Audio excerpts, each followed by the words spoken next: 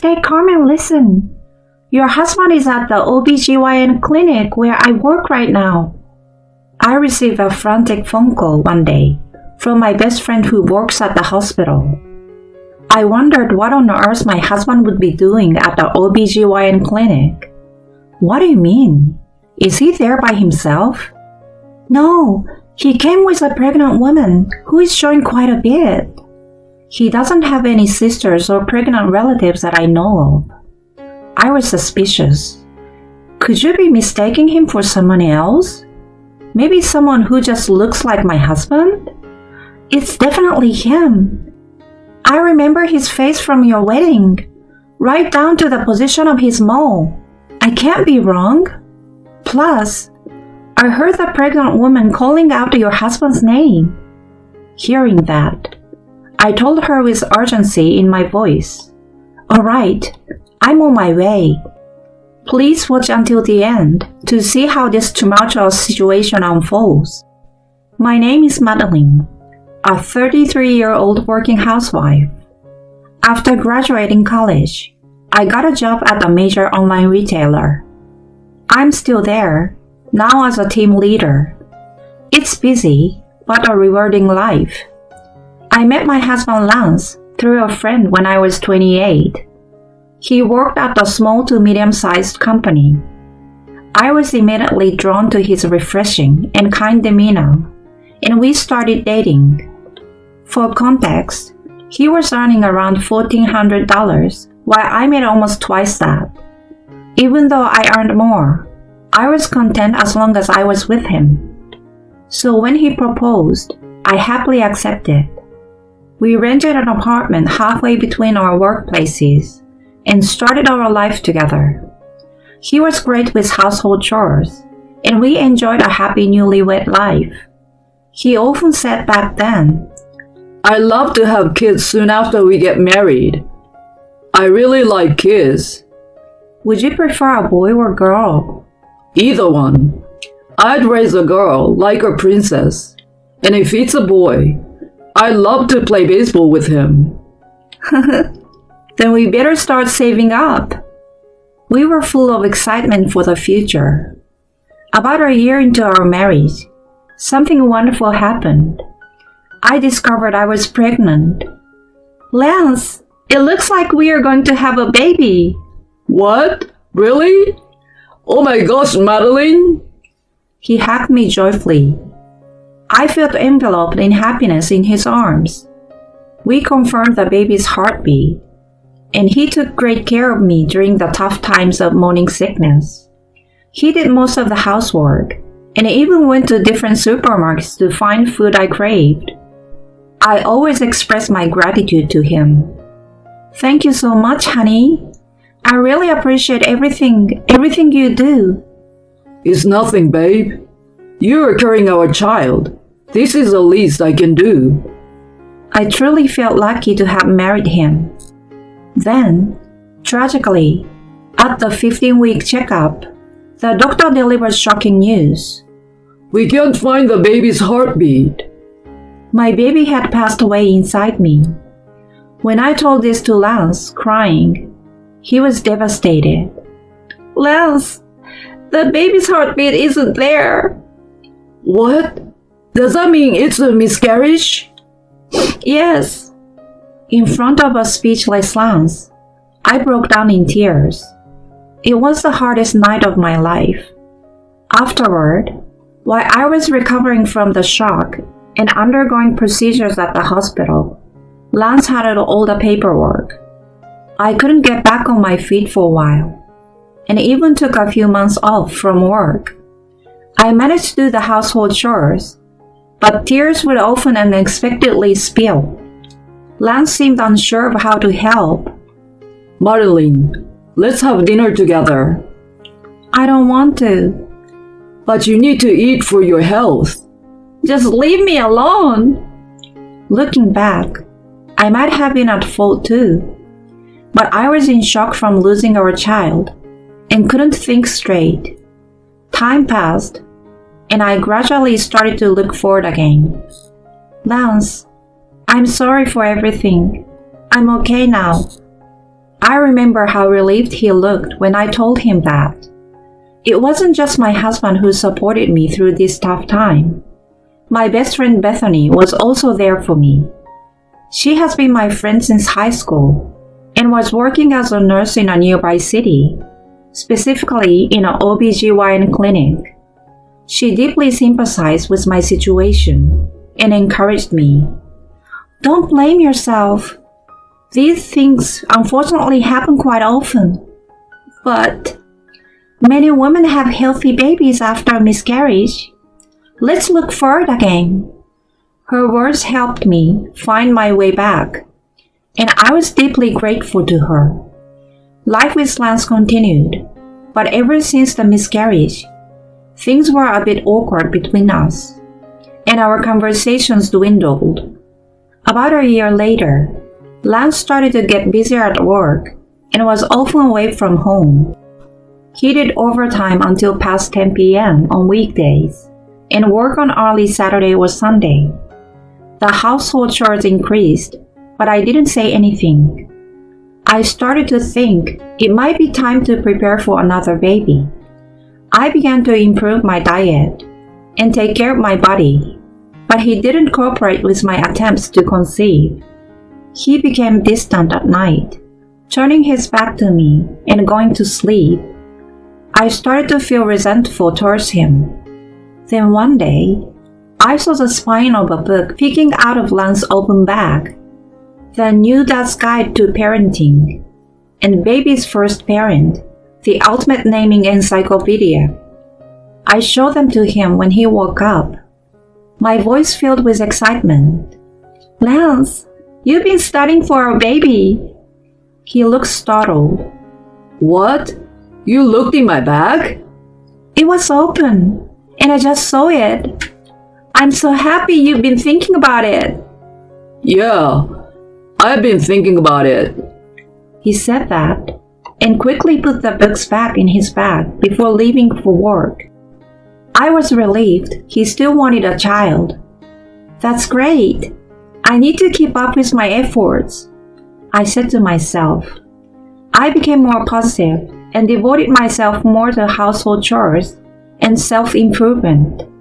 Then, on a Saturday, when Lance said he had to work, I finished my chores in the morning and was relaxing at home when I got a call from Bethany. Why is she calling me now? As I wondered, I answered the phone and heard her voice almost panicking. Hi, Madeline.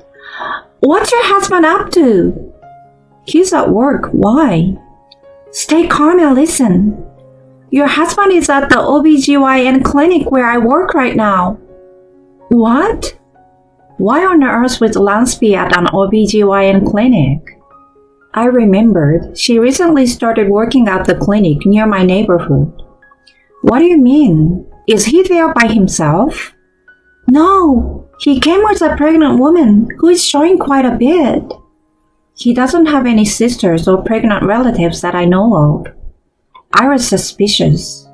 Could you be mistaking him for someone else? Maybe someone who just looks like my husband? It's definitely him. I remember his face from your wedding, right down to the position of his mole. I can't be wrong. Plus, I heard that pregnant woman calling out your husband's name. Hearing that, I told her with urgency in my voice, I'm on my way. Stop them if they look like they are leaving. After hanging up, I quickly got ready and rushed out of the front door. In about 15 minutes, I arrived at the OB/GYN clinic where Bethany works. As I was catching my breath, the automatic doors of the hospital opened, and there were Lance and an unfamiliar woman, arm in arm. He, the woman, and I were now facing each other in front of the clinic. My husband's eyes widened in shock when he saw me. Lance, what is this all about? I asked as calmly as I could. Madeline, why are you here? That doesn't matter right now. What are you doing here with this pregnant woman at the OB/GYN clinic? I want to know that. Then, He went pale and climbed up. Passerby and hospital staff looked at us curiously. The pregnant woman clinging to him then spoke up. Let's talk about this somewhere else, not here. Who the hell are you? Introduce yourself first. I'm Rachel. Let's move to that cafe over there. As we entered the cafe, Lance naturally sat next to her. It seemed like I already had my answer right then. Lance, explain this. What the F is going on? The baby is actually mine. Though I was somewhat prepared, this revelation hit me like a bolt of lightning. What do you mean? I'm your wife. Please calm down, ma'am. Rachel interrupted. Who the F are you to say that? Did you get involved with him knowing he's married? Yes. Yes? So you knew he was married? She began to cry, shaking as she spoke. I started working at his company last year. As we worked together, I found myself increasingly drawn to him. And he reciprocated my feelings. Feeling dizzy, I turned back to Lance. Is what she's saying true? Yes, it's true. What were you thinking? He began to speak quietly as I held my head in my hands. Well, after the miscarriage, you became prickly, and the atmosphere at home was so bad I didn't want to come back. That's when I met her. You met her and that led to having a child? You know I've always wanted kids, right? You might have another miscarriage. But I thought a young woman like her would definitely bear my child. I reached my breaking point right then and there. Not only had he betrayed me, but he was also implying that it was somehow my fault. I couldn't forgive this. I no longer needed such a husband. I tried to keep my voice steady as I spoke to him. Are you saying this is my fault? Well, yeah. You couldn't have a child after all. And you think that justifies your affair? Rachel butted in. But a woman who can definitely have a child is better, right? You stay out of this. She looked frightened at my loud voice, while Lance glared at me, holding her shoulder. Don't raise your voice. She's pregnant, for goodness sake. Lance. She looked up at him, her eyes watery, totally wrapped up in their own world. Suddenly, everything seemed so ridiculous, and I calmed down. I see. You do seem very close. Fine. I will step back. You will? Thank you, Madeline. Thank you, Mom. I will make Lance happy. The two of them held hands and rejoiced, and I watched them with a cold eye. But Lance, you do realize you're the guilty spouse, right? Huh? Guilty spouse? What do you mean? He looked bewildered as I calmly explained. It means you're the one who caused the grounds for divorce. You have no objections to that, correct? A guilty spouse can't file for divorce. You do understand that, right? What? I didn't know that. So I can't file for divorce unless you do? That's how it works. He seemed surprised, but then tried to regain his composure. But you just said you'd step back. Yes, I did. But there are conditions for divorce. You have to renounce your claim to the property division. What? I explained that I wanted all of our joint savings, household items, and the car to be mine. What? That's a problem. I hardly have any savings. If you don't waive your right to the property division, I won't agree to a divorce. Rachel here will have to raise a fatherless child. No. They were both visibly shaken. She then glared at me with determination. Are you a devil or something? We're about to have a child, and you won't divide the property? That's not my problem. Ready to be a single mother? As I spoke condescendingly, her eyes filled with tears, and she shook Lance's arm. It's okay, Lance. Let her have the savings. We can work hard together again. Let's get rid of this evil lady and be together. Oh, Rachel. They seemed about to enter their own world again, but I cut in matter-of-factly. Oh, and I will be filing for alimony for the affair, of course. $50,000 each, please. What? If you don't waive the property division, we will settle with that. The two of them looked at me, eyes wide. Did they really think they could do all this without having to pay alimony? Surprised? That's only fair, isn't it? But $50,000 each, that's too much. Alimony isn't included in the property division. Make sure you have it ready. You're already making more money than me. And still you are so greedy for money? See whatever you want. I'm definitely filing for alimony. Rachel then blurted out. Lance, this is too much. Let's hire a lawyer and fight this. Yeah, you better be prepared, Madeline. I will be the one to demand alimony from for emotional distress, you fool. I scoffed at their threats. Sure, bring a lawyer or whatever you want. Let's see if you can find one who will take your ridiculous side as a guilty spouse. What did you say? I will see it through to the end, whether it's a trial or whatever. Do you two even have the money for legal fees? Especially with a baby on the way. My concern made them both look down, trembling. What? Do you have something to say? She yelled at me, her face smeared with tears and snot. You're evil! This is exactly the reason why he left you for me. I raised my voice even louder. I'm telling you, I'm giving you that man. If you understand, then pay up and enjoy your miserable lives together, you scum! Leaving the two of them trembling in fear, I walked out of the cafe. Eventually, my divorce from Lance was finalized. We agreed on no property division and $50,000 in alimony. Lance and Rachel apparently begged their relatives for money, but after hearing about their situation, the relatives firmly refused, and he was even disowned by his family. In the end, they had to borrow money to pay me the alimony. They tried to stay together, but they were ostracized at work and eventually fired.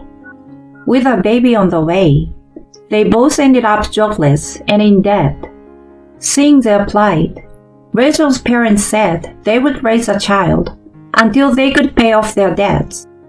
They were left unable to properly raise their own child. For a man who loved children, this must have been excruciating. They now live in a rundown apartment, working day and night to pay off their debts. Bethany, who lives nearby, says their apartment is always filled with the sound of arguing. I feel no sympathy for them. Meanwhile, I moved to a new place with my alimony, and I'm living comfortably. My work is going well, and I'm set to be promoted earlier than my peers. Now I'm focused on my career and finding someone truly trustworthy.